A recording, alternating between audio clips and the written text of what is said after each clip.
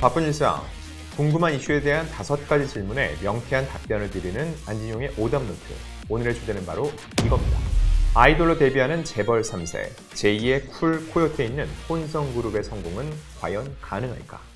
K-팝 시장에서 최근 의미 있는 프로젝트가 가동되고 있다는데 어떤 프로젝트인가요? 네, 이름하여 올데이 프로젝트입니다.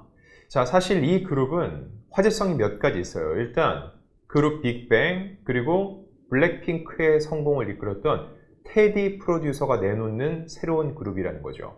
또 하나 관전 포인트는 바로 이 그룹 안에 애니라는 멤버가 있는데, 이 애니가 신세계 정유경 회장의 장녀, 즉 찐 재벌 3세라는 거죠.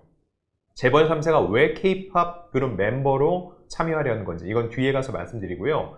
제가 정말로 의미 있는 프로젝트라고 얘기하는 이유는 따로 있습니다. 이 그룹이 바로 혼성 그룹이기 때문이죠. 아니, 그게 뭐 그리 대단해할 수 있는데, 여러분 한번 생각해 보세요. 최근에 인기 있는 그룹 중에서 혼성 그룹이 있나요? 대부분 보이 그룹이나 걸 그룹, 남녀 성 역할이 확실하게 분리가 돼 있다는 거죠. 이렇게 놓고 봤을 때 혼성 그룹이 등장했다는 건 저는 굉장히 의미 있다고 보는 거고, 만약 성공을 한다면은 그동안 걸 그룹, 보이 그룹 이렇게 양분화되어 있는 K-팝 시장에 새로운 바람을 불어넣을 수 있다고 보고 있는 겁니다. 전설의 그룹 쿨샵, 코요테, 혼성 그룹은 왜 사라졌나요? 자, 생각해보세요. 1990년대에서 2000년대 초반까지만 해도 정말로 혼성그룹의 전성시대였습니다. 여름하면 떠오르는 쿨, 코요테, 그리고 지금은 터틀맨이 고인이 됐지만 거북이도 있었고요. 제가 개인적으로 굉장히 좋아했던 그룹 샵도 있습니다.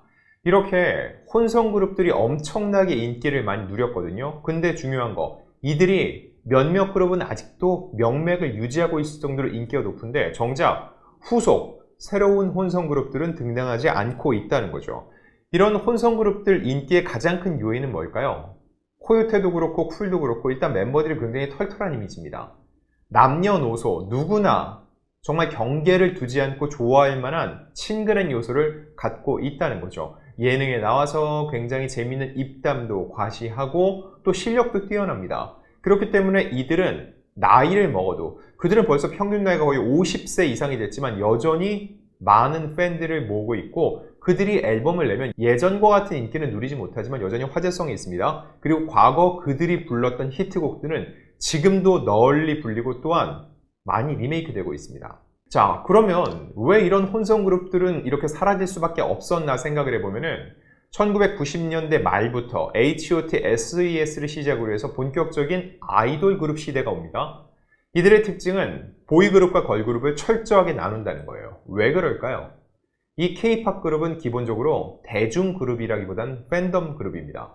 누구나 다 아는 게 아니라 그들을 좋아하는 진성 팬들을 위한 그룹이라는 거죠. 그들이 앨범 사주고 콘서트 가지고 굿즈 사주면은 장사가 잘 돼요. 그 기조에 뭐가 있냐? 유사 연애를 파는 겁니다. 유사 연애는 뭐냐면은 실제로 내가 그 사람과 만나서 감정적인 교류를 하고 그리고 교제하는 게 아니라 내가 그 사람과 교제를 하고 있다고 착각하게 만드는 거죠. 그래서 우리 오빠라고 하고, 왜 연애를 하면 돈이 많이 든다고 하잖아요. 내가 좋아하는 사람이니까 꾸준히 선물도 사주고 맛있는 거 사주고 다 한다는 거죠. 꼭 내가 사주는 게 아니라 상대도 나한테 그렇게 하죠.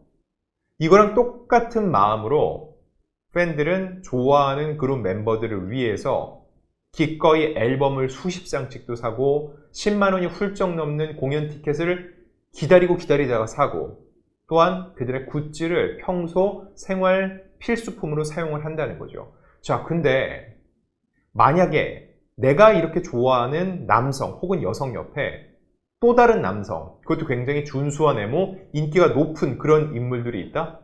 팬들 입장에선, 유사 연애 감정을 가진 팬들 입장에서는 용납을 할 수 없다는 겁니다. 그래서 연말 이런 특집 같은 데 보면은 걸그룹 멤버 하나, 보이그룹 멤버 하나 뽑아서 합동 무대를 꾸미기도 하잖아요. 이런 걸 하는 것 자체도 굉장히 민감해요. 팬들이 항의하거든요. 왜 그렇게 구성을 했냐? 왜냐면 그 자체가 싫은 거예요.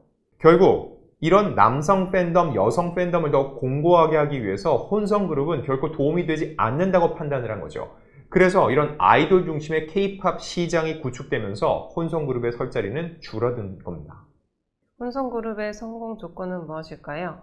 물론 절대적인 조건은 아닙니다. 그래도 제가 몇 가지 말씀드리면 일단 올데이 프로젝트 5인조예요. 남녀 성비가 딱 맞지 않죠. 근데 생각해보면 코요테도 남자 2명에 여자 1명, 쿨도 남자 2명에 여자 1명.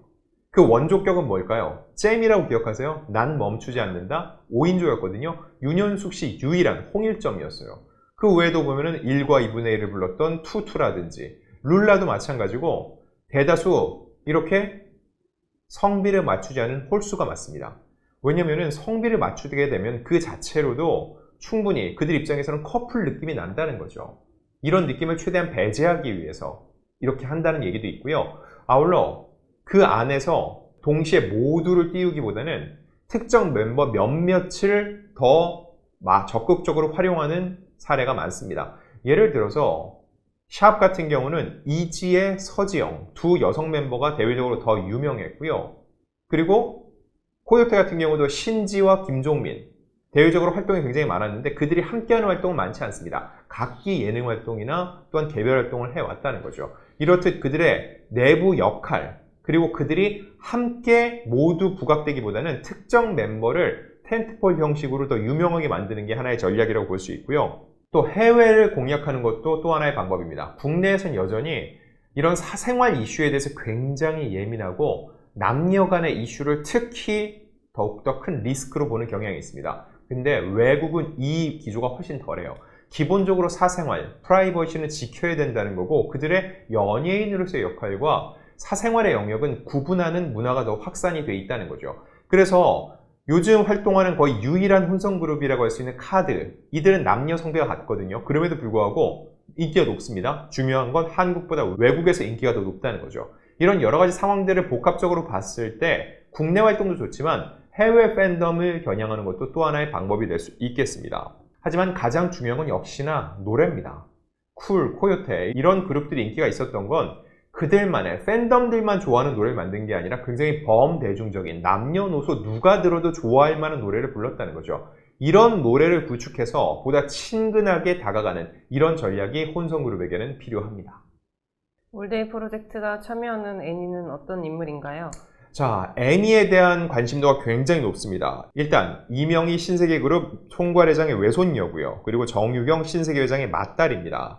아버지는 문성욱 부사장인데 신세계 인터내셔널 본부장 부사장을 비롯해서 신세계 톰보이 대표이사, 시그나이트 대표이사 등을 맡고 있죠. 그야말로 적통 중의 적통이라고 볼 수 있는 그런 멤버입니다.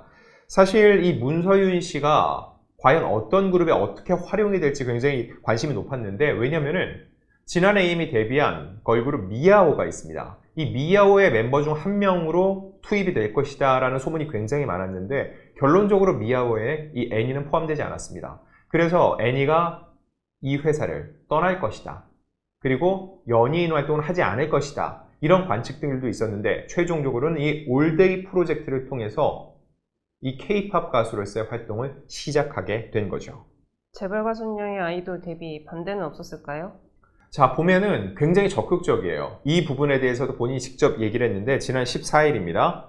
그룹 공식 홈페이지를 통해서 다큐멘터리 영상이 나왔는데 여기서 애니는 이렇게 얘기합니다.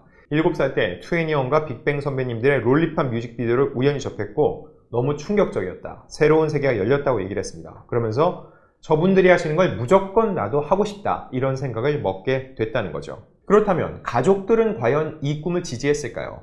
처음에 홀리듯이 엄마에게, 즉 정유경 회장에게 나 가수하면 어떨 것 같다 라고 했더니 웃으면서 말도 안 되지 라고 했다는 겁니다. 그래서 그때는 어린 마음에 안 되는구나 싶었다는 거예요. 그런데 2, 3년 뒤에 다시 진지하게 엄마 나 진짜 가수 되고 싶어 라고 얘기했더니 말이 되는 소리냐 절대 노라고 그때부터는 진지하게 반대하기 시작했다는 거죠.